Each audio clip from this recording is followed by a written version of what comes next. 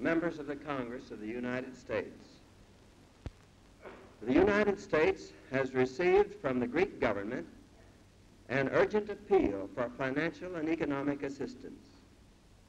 Preliminary reports from the American Economic Mission now in Greece and reports from the American ambassador in Greece corroborate the statement of the Greek government that assistance is imperative if Greece is to survive as a free nation.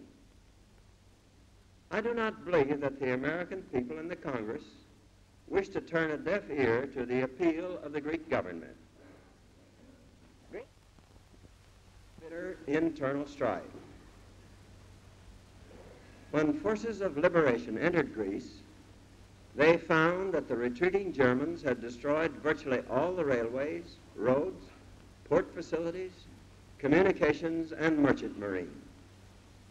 More than 1,000 villages had been burned. 85% of the children were tubercular. Livestock, poultry, and draft animals had almost disappeared. Inflation had wiped out practically all savings. As a result of these tragic conditions, a militant minority, exploiting human want and misery, was able to create political chaos, which until now has made economic recovery impossible. Greece is in desperate need of financial and economic assistance to enable it to resume purchases of food, clothing, fuel, and seeds. These are indispensable for the subsistence of its people and are obtainable only from abroad. Greece must have help to import the goods necessary to restore internal order and security, so essential for economic and political recovery. Administration. Meanwhile, the Greek government is unable to cope with the situation. The Greek army is small and poorly equipped. It needs supplies and equipment if it is to restore authority to the government throughout Greek territory. Greece must have assistance if it is to become a self-supporting and self-respecting democracy. The United States must supply this assistance. We have already extended to Greece certain types of relief and economic aid, but these are inadequate. There is no other country to which democratic Greece can turn. No other nation is willing and able to provide the necessary support for a democratic Greek government. The British government, which has been helping Greece, can give no further financial or economic aid after March 31st.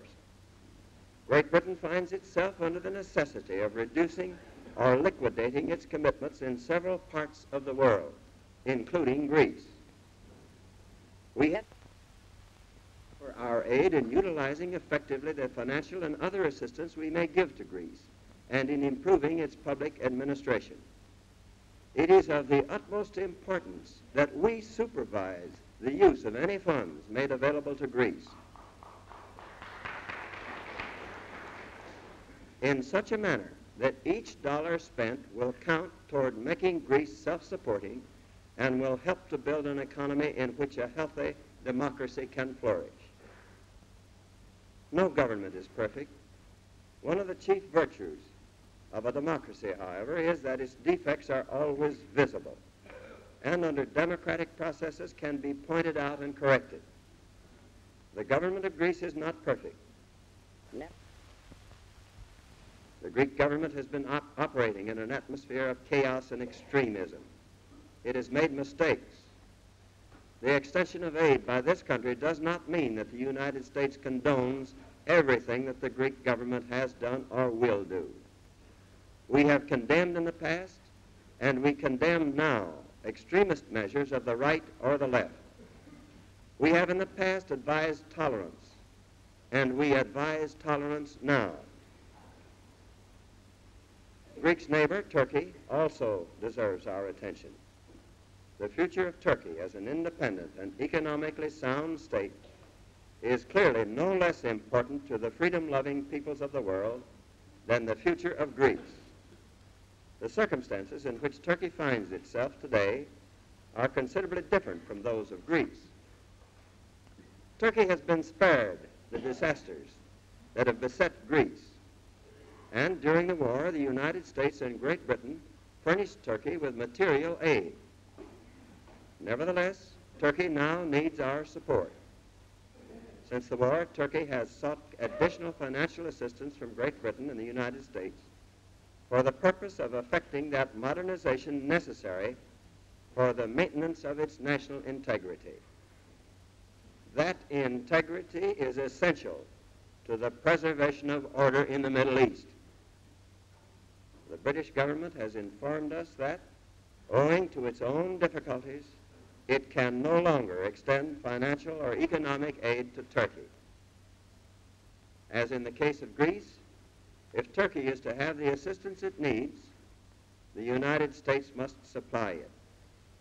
We are the only country able to provide that help.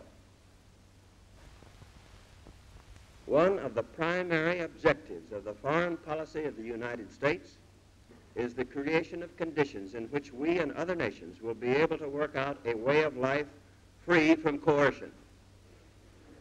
This was a fundamental issue in the war with Germany and Japan. Our victory was won over countries which sought to impose their will and their way of life upon other nations.